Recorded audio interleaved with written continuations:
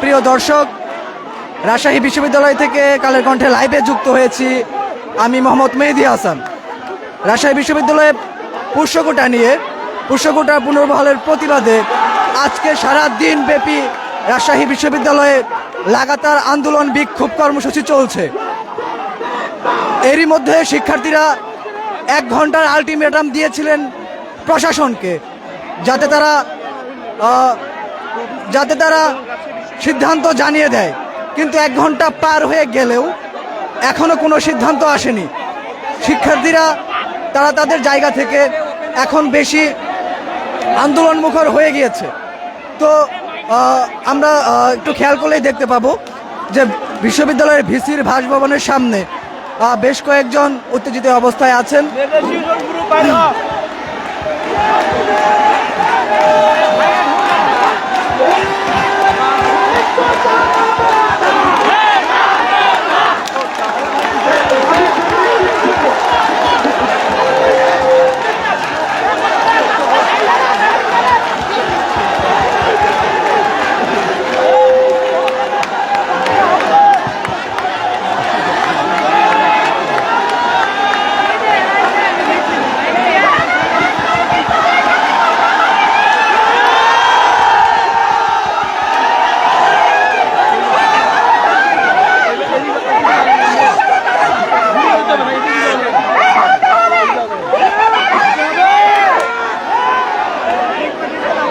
এরই মধ্যে শিক্ষার্থী থেকে কয়েকজন প্রতিনিধি তারা মূলত হচ্ছে ভিসির সাথে কথা বলতে বা আলোচনা করতে গিয়েছিলেন, কিন্তু সাধারণ শিক্ষার্থীরা সে বিষয়গুলো মানছেন না।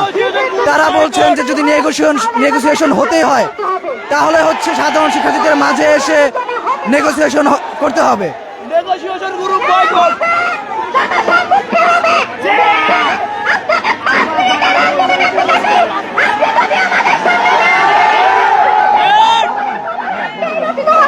আচ্ছা, আমরা যদি একটু কথা বলতে চেষ্টা করি, এখানে একজন আন্দোলনরত শিক্ষার্থী আছেন, তারা মূলত কি চাচ্ছেন এই বিষয়ে যদি একটু কথা বলতেন।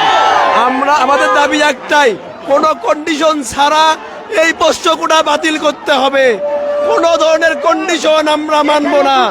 এটা যেভাবে সমাধান হবে ওইভাবেই করতে হবে, এটাই আমাদের একমাত্র দাবি এখন। আচ্ছা, আপনারা যে 1 ঘন্টার আলটিমেটাম দিয়েছিলেন, কিন্তু আলটিমেটাম শেষ হয়ে গেছে, এখনো প্রশাসন কোনো সিদ্ধান্ত জানায়নি, তো সে পর্যায়ে এখন কোন কর্মসূচি নেবেন? আমাদের আলটিমেটামের এখনো 5 মিনিট আছে। 5 মিনিটের মধ্যে ভিসি স্যার যদি না আসে সেক্ষেত্রে আমরা আমাদের সিদ্ধান্ত বাস্তবায়ন করব। গেট ভেঙে ভিসি স্যারকে বের করে নিয়ে আসবো ইনশাল্লাহ। রাজনৈতিক দলেরা সমর্থন দিচ্ছে, ধন্যবাদ, কিন্তু প্রতিনিধি করার অধিকার নাই। মাননীয় ভিসি স্যার 1 ঘন্টা থেকে বসে আছে। আপনার এই দ্রুত সময়ের মধ্যে চালান যে পোষ্য করে থাকবে না।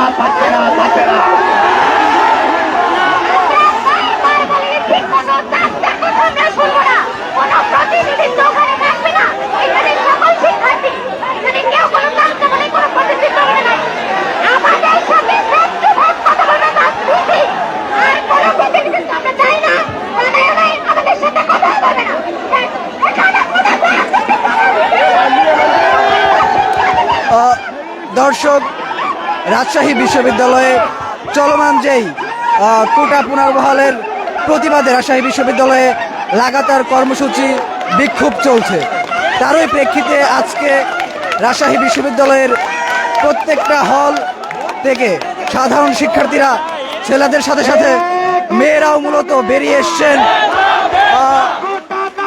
এসছেন পোষ্যকোটা পুনর্বহালের যে সিদ্ধান্ত, এই সিদ্ধান্ত যাতে বাতিল করে। তো এর মধ্যেই তারা 1 ঘন্টার আলটিমেটাম দিয়েছিলেন, সেই 1 ঘন্টা পেরিয়ে গেলেও প্রশাসন এখনো কোনো ধরনের সিদ্ধান্ত জানায়নি। তো তারই প্রেক্ষিতে এখন শিক্ষার্থীরা আস্তে ধীরে তারা মূলত হচ্ছে আন্দোলনমুখর হয়ে গিয়েছেন।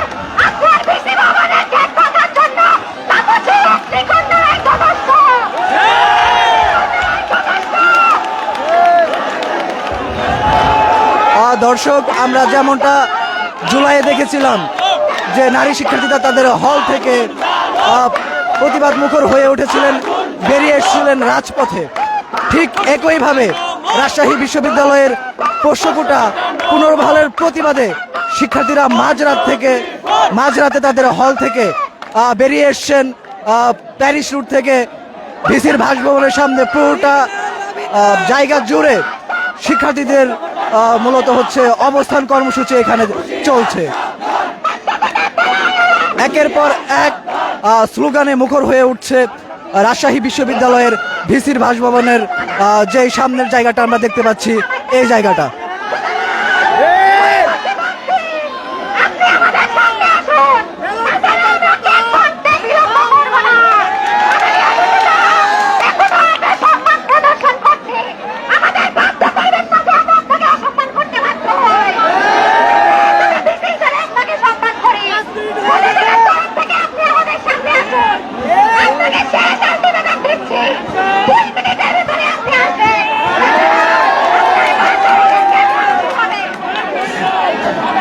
প্রিয় দর্শক, 1 ঘন্টার যে আলটিমেটাম পেরিয়ে যাবার পরও প্রশাসন থেকে কোনো ধরনের সিদ্ধান্ত সাধারণ শিক্ষার্থীদের কাছে আসেনি।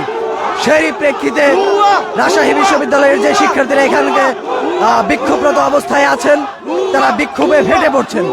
এই জায়গা থেকে কয়েকজন শিক্ষার্থী মূলত হচ্ছে ভিসির সাথে দেখা করতে গিয়েছিলেন, আলোচনা বা হচ্ছে নেগোসিয়েশন করতে, কিন্তু সাধারণ শিক্ষার্থীরা তা মানতে নারাজ। তারা বলছেন যে যদি কোনো ধরনের আলোচনা, কোনো ধরনের সিদ্ধান্ত দিতেই হয়, তাহলে সাধারণ শিক্ষার্থীদের কাতারে এসে ভিসিকে সেই সিদ্ধান্ত দিতে হবে।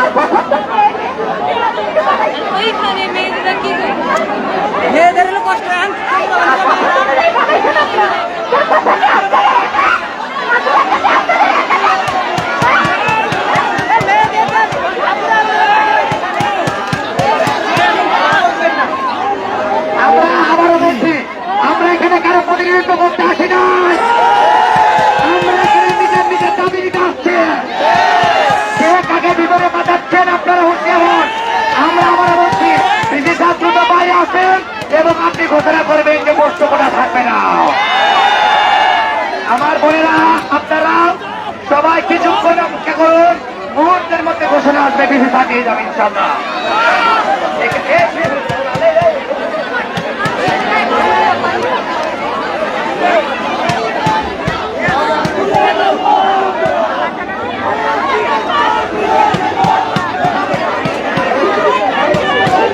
দর্শক, আমরা যদি একটু কথা বলতে চেষ্টা করি, এখানে যারা মূলত হচ্ছে আন্দোলনরত অবস্থায় আছেন,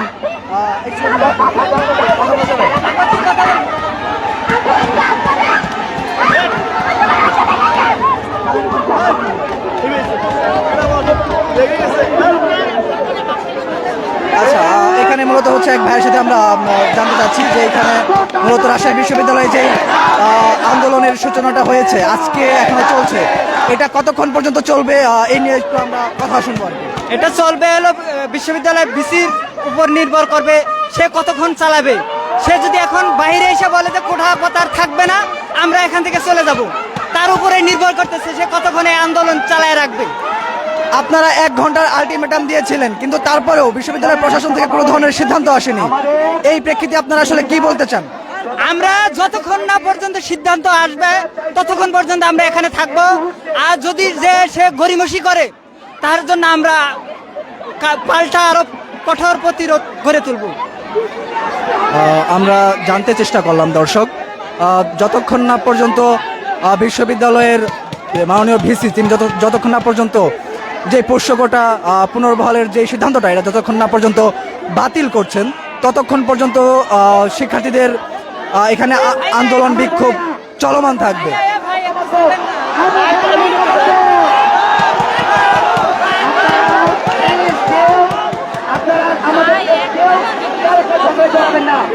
এই মুহূর্তে বিচার আসতে হবে এবং ঘোষণা দিতে হবে চিরতরে পোষ্যকোটা বন্ধ।